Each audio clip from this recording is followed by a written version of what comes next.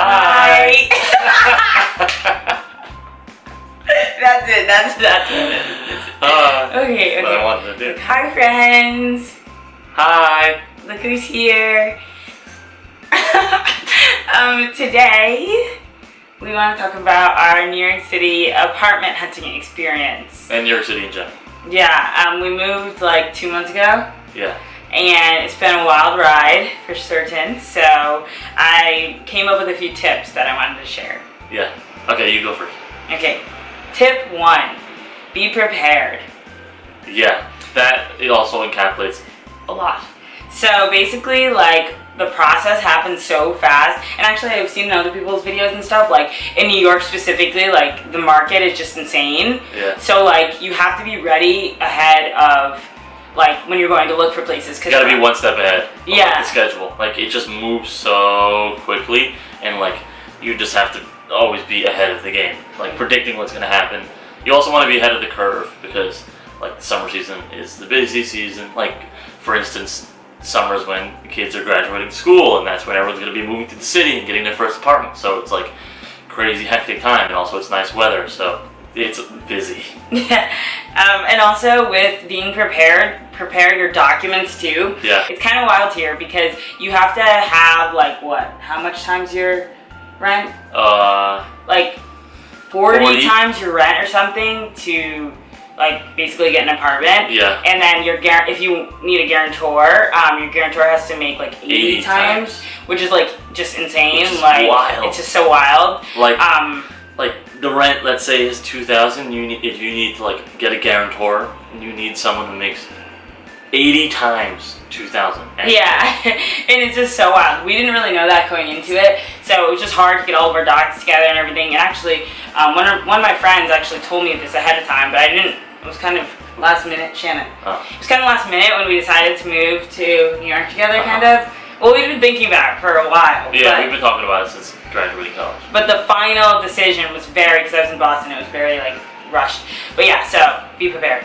Yeah, but, like, also gathering your documents to back off on that. Get a folder of, like, everything that you need, and then just always have it ready. So then when you find the apartment that you want, you can, like, send it in as super quick as you possibly can. So, you know, have, like, apartment stuff written down on it, and then it'll be all there, and you'll be set, and you don't have to worry about that because we did the opposite, and it was crazy. True. That's good. That's good, the folder thing.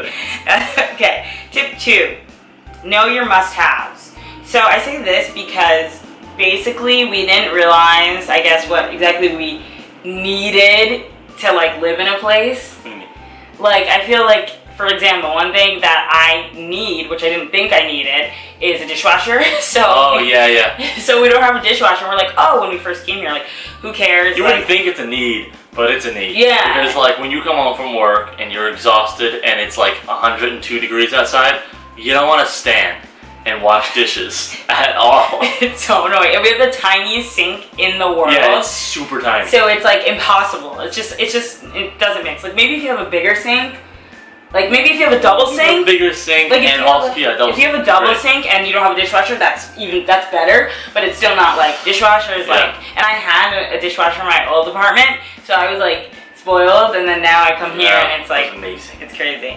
Yeah, so I would say, like, know your need. Like, we really found out that we wanted and needed a dishwasher. Well, like, know your preferences too. I guess you can back off on, like, know your preferences. Like, if you really like to cook, gather how much counter space that you need for that, because we don't even cook that much, and we don't even have that much counter space that we thought we would be fine, but we clearly under counter space what we needed. We, like, literally order every We order every day because we don't have time to cook, and it's a process, and I have no patience, and same.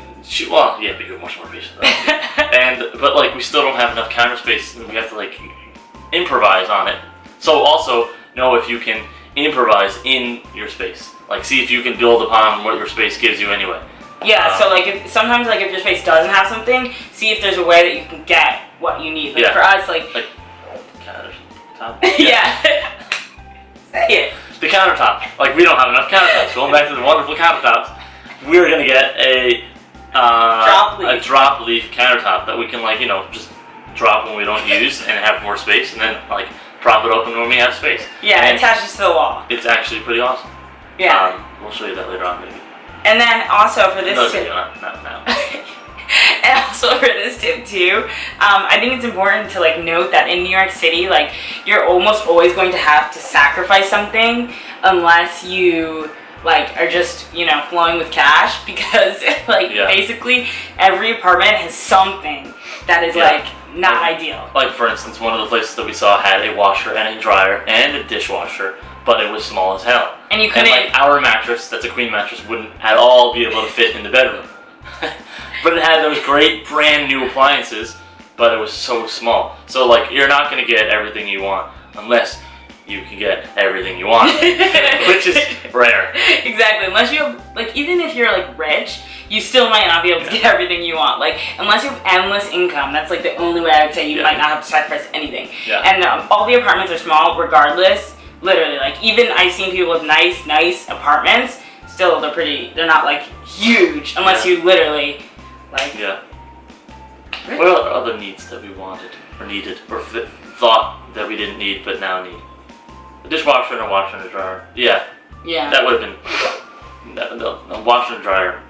I hate doing laundry, so that would have been nice. What else? Oh, closet space. Yeah, that's one. Storage. You will never understand how much storage you need until you run out of storage space. Yeah. Yeah. Get a place that has storage in general, or just make sure that you can at least improv in where you want to put your stuff, because storage is super important. You don't ever actually realize it. And for us, like we had to like find ways around. We only have 2 closets. So in the whole apartment, 1 living room and 1 in our bedroom. So it was kind of tight. So we like used space under our couch, used space under our bed, and like try to use every little tiny space that we had to basically. We tried to maximize the space that we had, like in the closets. Just trying to like put shelving in there. Even in the bathroom, we have like shelving. Just trying to maximize even like your vertical space that a lot of people don't take advantage of. But you know. Shelving and storage doesn't always have to be horizontal and stuff like that. It can be, you have to like take up the whole freaking thing. Exactly. Yeah. Okay. Tip 3, do your research. So I say this because like prior to moving here, I didn't really have in mind like exactly what neighborhood I wanted to live in, or like what type of apartment exactly I wanted, or like, you know, if I needed a doorman, all these different random things. And I feel like going into it, knowing what you want, makes your search that much easier, because it's like... Yeah, you can narrow it down. Yeah, you can narrow it down quicker, and also you could just be familiar with the area. For me, I didn't really care what area it was, I just wanted to live in Manhattan, so... Then I had a teacher in, like, the not great areas of Manhattan, and then they are great, and she didn't know shit. Yeah, so basically that's it. Like I had no idea. I thought everything was pretty much the same, except I always had this idealized view of Soho, and I was like, oh my gosh, Soho is like the most clean, awesome place in the world. Like I always thought that. And then everything else I just thought was like irrelevant. But now, like, when we were on the websites, we were searching like tagline Manhattan, the whole island, which is like crazy because it goes all the way up to Harlem and all the way down to like downtown and everything in between, and it takes forever to look through all those apartments. So now we're down, you know, to how big you want it, to like the bedrooms, to every little thing matters. Yeah. And then for this tip as well, I wanted to talk about like knowing the actual logistics of getting an apartment. So like one thing for us that we figured out was that there's a difference between like brokers and stuff. Oh yeah. Like a real estate agent and a broker are the same thing. They're the same freaking thing. They just change their names to confuse you and just like make you have to like pick one of them. But you don't need any of them. And then there's like also like a tenant broker. Yeah. So then I was gonna go into like how it then branches down even more to like there's a broker for the tenant buying the apartment, and then a broker for the landlord, the person selling the apartment. So sometimes apartments will be on the market and you'll see 2 listings for them. One of them will be under the tenant's broker, and the other one will be under a broker who is looking for a tenant. And the other one will be under the landlord's broker, who's trying to sell it for the landlord, that the landlord hired to try to sell it and get out there. And if you go and you want to book a viewing to see an apartment, but let's say you book it with the broker who's for the tenant, but then you like also get in contact with the broker of the landlord, that can cause like major disputes within their like like society that they will refuse to even show it to you because you would talk to both of them, and it's just so. That happened to us actually. And also, just the great thing is, don't get any of them because their fees are stupidly astronomical. high. Astronomical. Like, it's so dumb. And it's already expensive. You can find it on your own by like word of mouth, or like looking at newspapers, or going online and just like. Did you look at the newspaper? A little bit.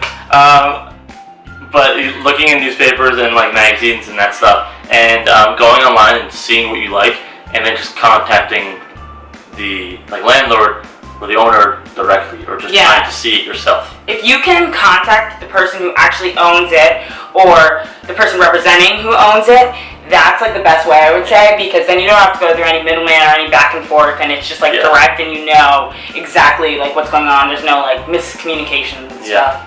All right, guys, that's it for this video. Yeah, I hope. Oops.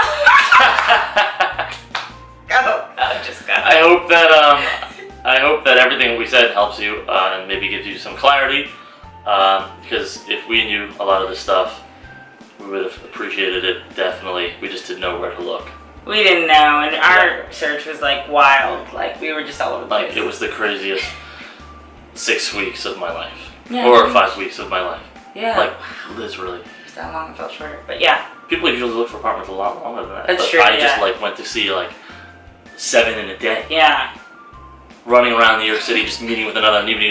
But like that's another tip that I can give you. That like these landlord, these real estate agents and these brokers tell you that like, oh, just pick one of us, and then we can show you all of the apartments because we have access to all the databases with all like the listings and stuff like that. But really, they're just saying that so like they can be your broker. Yeah. And then you just stick with them, and then you kind of just like pigeonholed into like, working with them in a way. But like. That's why I went to go meet up with someone, and they're like, "Oh, did you have someone else to meet with?" And I was like, "No, just have to be somewhere." But I didn't want to deal with like having to like build a relationship with these people because they're just gonna like ask for money. Pretty much. Yeah. That's what it all comes down to, money. Yeah, a lot of it comes down to money. But you know, as long as you know what you want and you're wise about it and you're super organized, it's gonna be fine. You're gonna. But when you find your apartment that you love, don't hesitate. Just throw your name. Just go for it. Yeah. But yeah. So hopefully this wasn't too scary because like we definitely love living here. It's been an amazing experience so far. It's been wild, obviously crazy roller coaster, but still amazing. And I don't think I would really change it for the world, honestly. Yeah. So definitely do it, even though it's scary. Just know what you're doing before you do it. Yeah, definitely. All right. Bye. Thanks for watching.